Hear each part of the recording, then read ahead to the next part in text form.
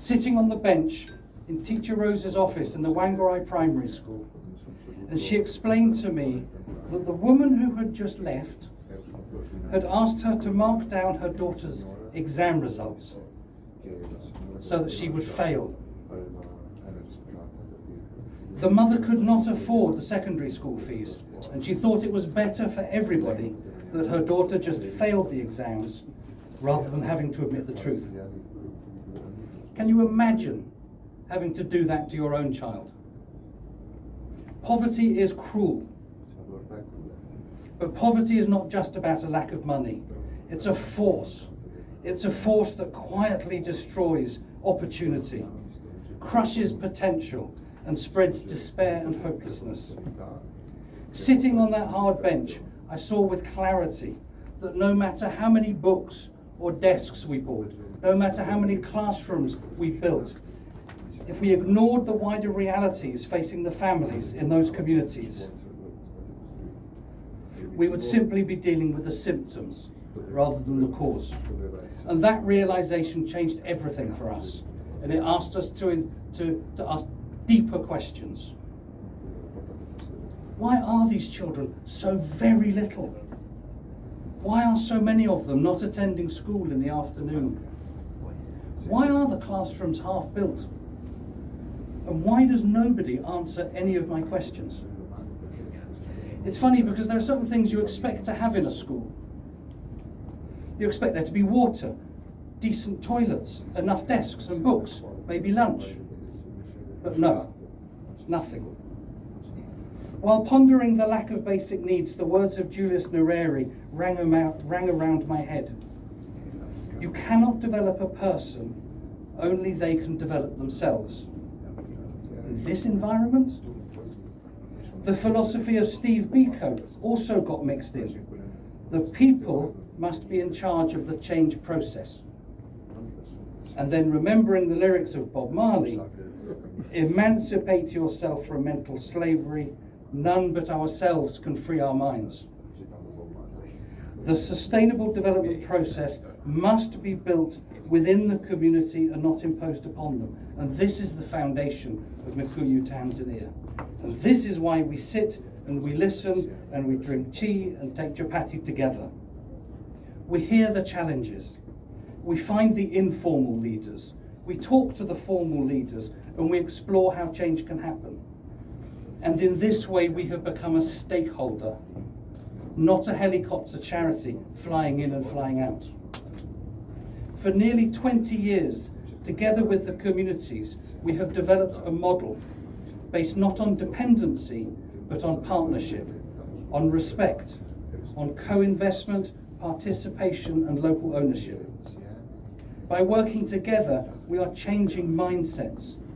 Our engagement has empowered communities to believe that change can happen, to the extent that they are providing free manpower, and they are investing their very limited amount of money into buying the foundations of change, the very rocks, the stones and the bricks that are needed to build schools.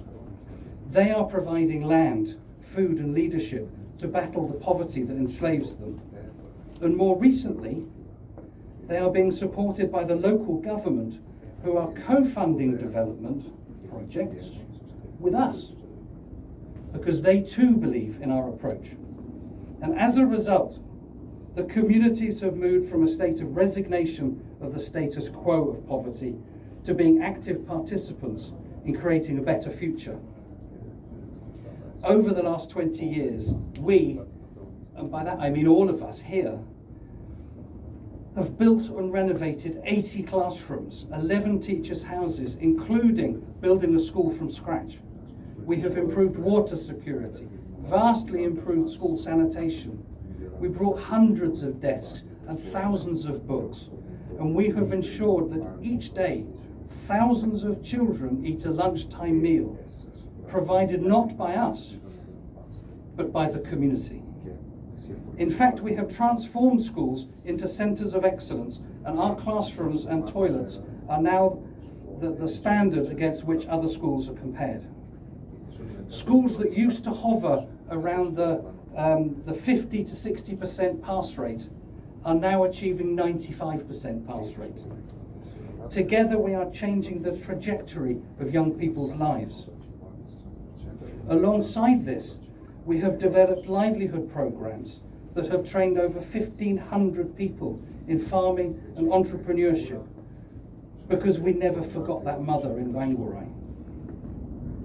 But what we are most proud of is that the communities are driving the change, because when people invest in their own future, ownership emerges, and ownership changes everything.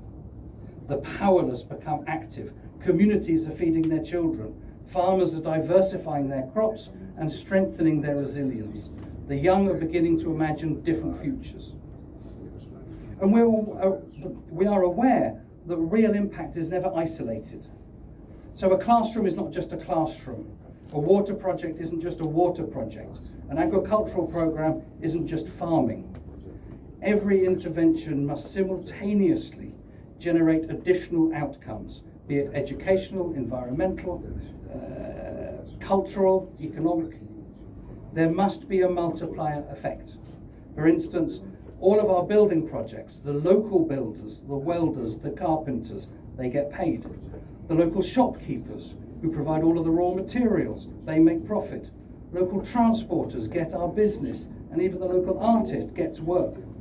And all of them are investing their money back into their community, creating further wealth. With our school meal programs, they're not just cooked. Somebody is employed to cook them.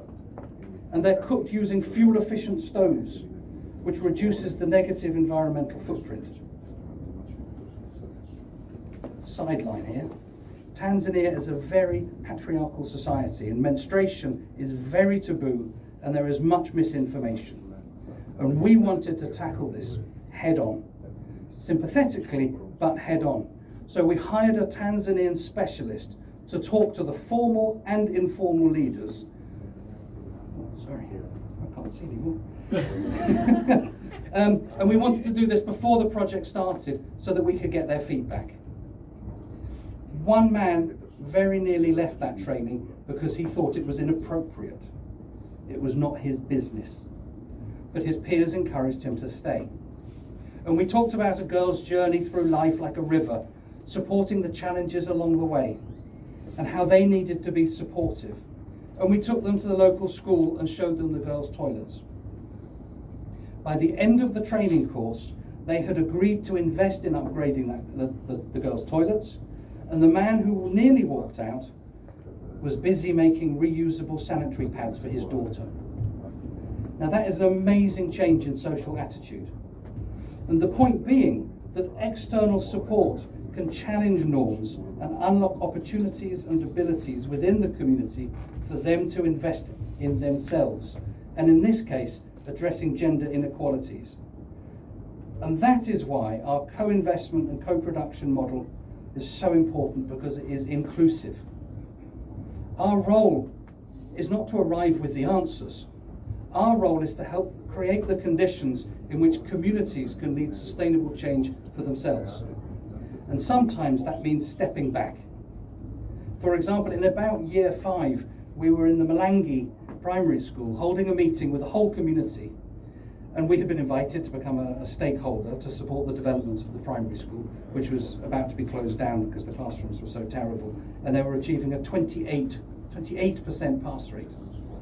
And we were discussing contributions and participation, and the topic of school meals came around, which lit a fuse. Suddenly, everybody wanted to talk. Community member after community member stood up and gave reasons why they would not participate and why they would not contribute. And for us, it was a non-negotiable precondition. Why should I contribute knowing that my lazy neighbour is not going to, and their child is going to eat my child's food? And I remember sitting there wondering how I was going to deal with this really heated meeting when an old man stood up and, armed with his walking stick, made his way into the arena. What happens, he said, to the kids who don't eat? They will be falling behind. They will drop out. And then what? They may become the criminals of the future who will steal to survive. By not feeding our children and by not educating all of our children, we are just creating a problem for the future. And it was at this point that the community leaders quietly asked me to leave. They said it was their problem and they will address it. And the community took ownership. And you want to know what happened? You want to know what happened? Yes. Phew, because I got it written down here. 100% of the children were subsequently fed. The school was developed, and within 5 years they had reached a 98% pass rate. Change happens. Today our work continues to evolve as we have moved into a more rural setting with more challenges. The communities have underperforming schools, the farmers struggle with exhausted soils, environmental degradation, climate instability, declining profits, all leading to increasing vulnerability and all pointing to the potential reoccurrence of mothers asking head teachers, please fail my daughter. What we are now doing is creating, effectively, an integrated rural regeneration program that connects education with agriculture, with environmental restoration. It connects farming with enterprise, with savings and loans and community infrastructure. Because poverty is interconnected, so must sustainable development be interconnected. Our consultations and our co-production meetings have galvanised the community, and already district and regional commissioners have visited, some of them for the first time ever, and they have seen what we're doing and they're getting involved. We are creating momentum. The community have donated land and even cleared away the bushes and shrubs so that we might clear a plot so that local youths and farmers who have invested their time in training could establish a 1 acre organic permaculture demonstration plot and a 20,000 strong tree nursery. And now the community are waiting and watching to see what happens. And they're asking us questions. What is regenerative agriculture? Something they had never heard of before. This is not traditional charity work. This is catalytic development, a strategic, intertwined set of interventions that are energizing a belief that change can happen, and change is happening. This is communities investing in their own future alongside partners who believe in long-term scalable impact. We're all familiar with the Maasai, as Clive said earlier, a tribe of fierce nomadic herdsmen who have for millennia roamed the savannas, and you may be aware of the government's pressure placed on them over their land.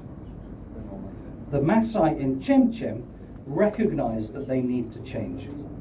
And the Maasai leadership explained to us that they need to stay still. They need to learn how to farm. They need for their children to be educated because they want their children in the future to have a seat at the table so that when issues that impact them are discussed, they can have a say. Because at the moment they are voiceless and powerless. Our work is fundamental to their strategy for cultural survival. So what is the future? We're working towards high-performing, self-sustaining schools from kindergarten to A-level, regenerated, flourishing landscapes, stronger local economies, with greater community ownership where young people have genuine opportunities, not because an outsider has imposed the solution, but because communities have been empowered to be the drivers of change.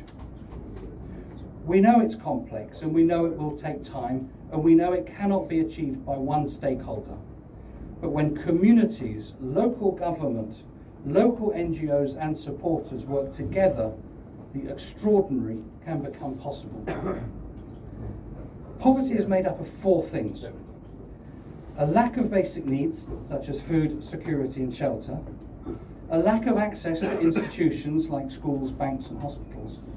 Low levels of resilience and a lack of voice. Our work is tackling all 4 of these things, and by so doing, tackling the underlying causes of poverty. My time in Babati has exposed me to the Ubuntu philosophy. which taught me that I am because we are. I am a product not just of my family, but of the community, both local and international. The philosophy asks, how can I be happy when my neighbour is not? How can I be happy when my neighbour is not? And if you believe that your neighbour is not just the person who lives next door, if you share the same energy to see a better world, if you feel the same passion, if you believe that change can happen, then we need to be working together. We need to pull together the power, the influence, the resources we have available to us to make change happen. And to those of you who already are walking with us, thank you. And to those exploring how they might contribute, I invite you to become partners in this co-investment, co-production model. The future of international development is all about community ownership. And for Mikuyu Tanzania, the way we work is as important as the product we help to deliver. Thank you for your time.